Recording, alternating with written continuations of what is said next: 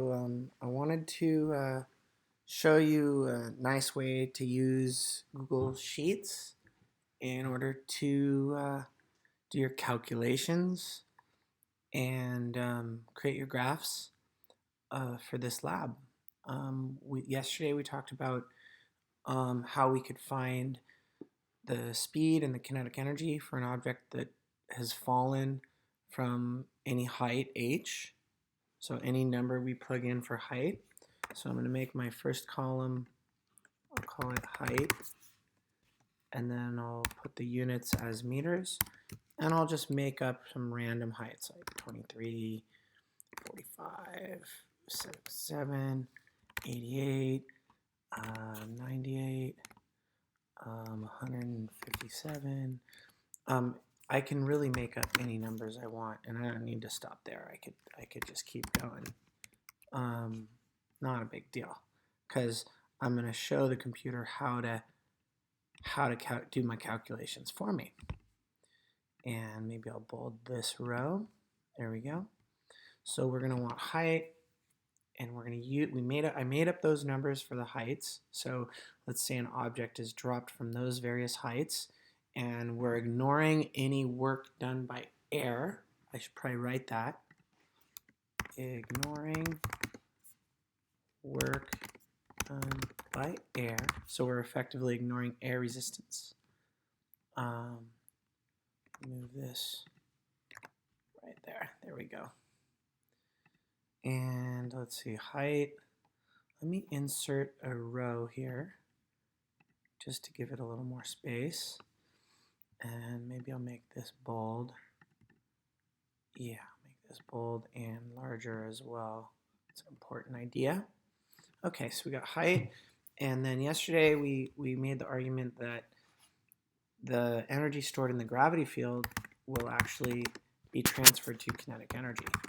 So I'm going to use my gravitational potential energy equation to solve for the kinetic energy of the ball. Okay? And let's see if I can move these over a little bit. I don't want to do that. Let's just move this over slightly. No, I didn't want to do that. Let's undo that. Try that again. There we go. I'll move this one. There. That's what I wanted. Maybe I'll move this over. You know, I should move this over here. There we go. That's much nicer. Okay. And then I'm going to say the mass of my object. I'm going to make up a mass as well. Mass, I don't want this that large.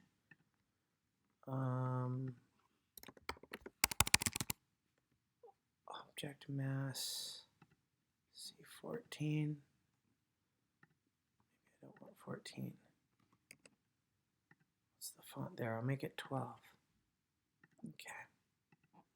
So we'll say mass of object equals 5 kilograms. Now you could choose any mass. You probably would have an easier time choosing a mass of like 1. That would have been smart. But since I'm having the computer calculate it, I could choose any mass I want. It really doesn't matter. So let's put a column to the right of that, and we'll call this mass. And the mass isn't changing, so for every one of these, it's going to be 5. Right? There's the mass. So now I can calculate the gravitational energy, which transfers to kinetic. I'll say equals m times 9.8 times height, and I hit return. So now I can copy this down, and now I have them all calculated. So that's the beauty of a spreadsheet right there, is like it just did all these calculations for me just by copying and paste this first cell where I told it what I wanted to calculate. Okay, and I'm almost done actually now. what else did we need to find? Okay, this is a little more complicated. I need to find the speed. Okay, so the speed of the object in meters per second, let's say. Okay, so what I need to do, this is from our notes yesterday. It was 9.8 times the square root of 2h over 9.8. So this is a little bit more complicated formula. Equals 9.8 times parentheses 2 times, and then I need to choose h, so whatever the height is, 2h, right? And then I'm going to have to divide that by 9.8, right? But then I have to put this in a parentheses and that in a parentheses, and I need to raise it to the half power. That's one way of doing it, or I can take the square root. So that's 9.8 times 2 times the height divided by 9.8, but 2 times the height divided by 9.8 are in the parentheses, and they're raised to the 1/2 power. Okay, so that should work. Let's see if I get an error, so it looks good. I probably don't want it to give me that many decimals.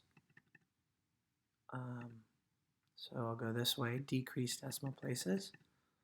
Let's go to the nearest whole number. And I'll just do the same thing here. I'll just copy, hey, I didn't want to do that. I'll just copy these cells down to there. And now it's done. I should label this tab, rename, I'll call that data. That's theoretical data, it's not real data, it's not from experiment, it's from theory. Okay, so theoretical data, and then I'll add a tab. I want to graph this column and this column, right? So I like to just separate them. It's really not an important step, but I like to kind of isolate what I'm graphing. So I'll say equals, and I'll choose this, and then this is what I'm graphing right here. I'm graphing kinetic energy versus speed. Maybe I'll make these bold as well, make it look nice. Okay, and now highlight these two. Okay, and I think it's this button, yes. So now we get to see what the graph is going to look like. Insert chart, and pretty much all year I'm going to want, whoa, try that again. Let's edit that. I want scatter plot. Ooh, this is bugging me, this not having a mouse. Let's see there. There we go, scatter plot. That's what I want. But what I'm realizing is I want these variables reversed. I actually want kinetic energy on the vertical axis, speed on the horizontal, so let me delete that, and I'll just switch this, equals kinetic energy, and then I'll drag this one down. Ah, this is annoying. One more down, please. Why does it keep doing that? Okay, there we go. And I'll delete this. Okay, so now I guess the first column, speed, is on the horizontal. Kinetic energy is now on the vertical. So now it should come out better. And again, instead of column, I want a scatter plot. And I'll customize it. Chart style is fine. Chart title. Let's title it with our experiment, right? What is the relationship between, I could just copy this. Where is it? There it is. I'll just copy that. That'll work. So edit chart, give it a good title. Customize, titles. There we go. That's what I wanted right there. And then let's do horizontal axis is speed, right? Measured in meters per second.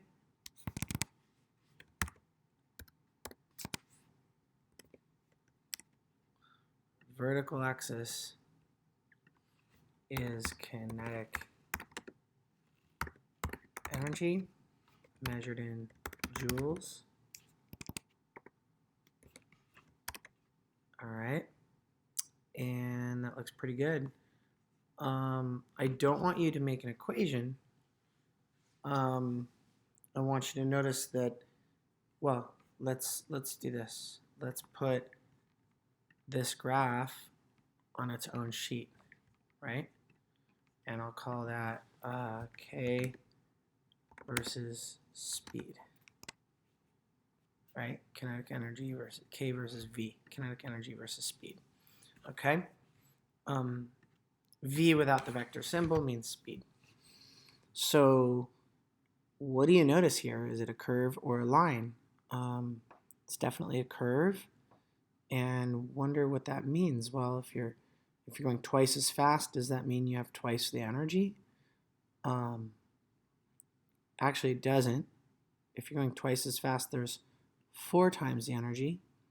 If you're going 3 times as fast, it's 9 times the energy.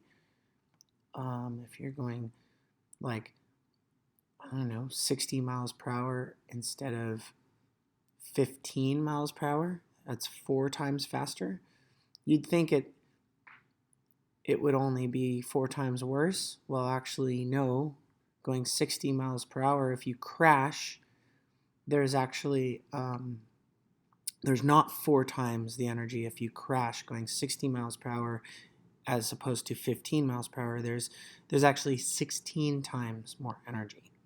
So it's a beautiful relationship, beautiful mathematical relationship we have that gives you a sense of how much more energy there is as you go faster and faster. And it's a square relationship. So you can go ahead and look up the equation for kinetic energy, and you'll notice it has mv squared in it. It's actually 1/2 mv squared. And you should probably do the reading now and try to do this on your own with using this video for guidance when you get stuck.